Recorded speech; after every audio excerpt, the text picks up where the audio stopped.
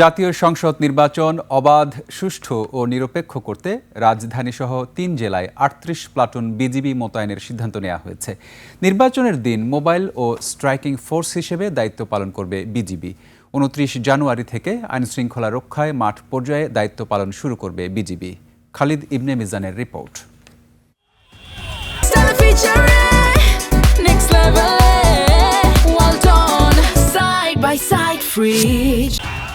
ত্রয়োদশ জাতীয় সংসদ নির্বাচন সামনে রেখে প্রস্তুতিতে ব্যস্ত বর্ডার গার্ড বাংলাদেশ বিজিবি।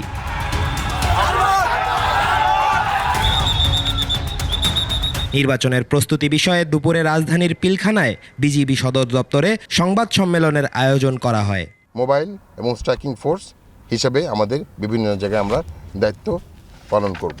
নির্বাচনকে অবাধ, সুষ্ঠু, নিরপেক্ষ ও গ্রহণযোগ্য করতে ঢাকা ব্যাটালিয়ন ৫ বিজিবির মোট ৩৮ প্লাটুন দায়িত্ব পালন করবে বলে জানান ব্যাটালিয়ন অধিনায়ক। ঢাকা উত্তর সিটি কর্পোরেশনের ৫টি সংসদীয় আসনে ১১ প্লাটুন, সাভার ও ধামরাই উপজেলায় ২টি সংসদীয় আসনে ৬টি প্লাটুন, ফরিদপুর জেলার ৪টি সংসদীয় আসনে ১১টি প্লাটুন এবং মানিকগঞ্জ জেলার ৩টি সংসদীয় আসনে ৮টি প্লাটুন, সর্বমোট ৩৮টি প্লাটুন বিজিবি নিয়োজিত থাকবে।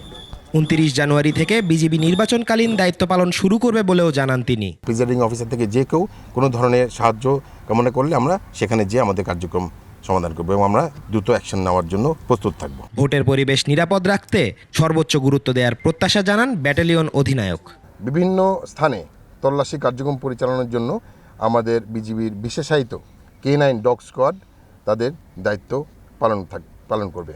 খালিদ ইবনে মিজান, ২১ টেলিভিশন, ঢাকা।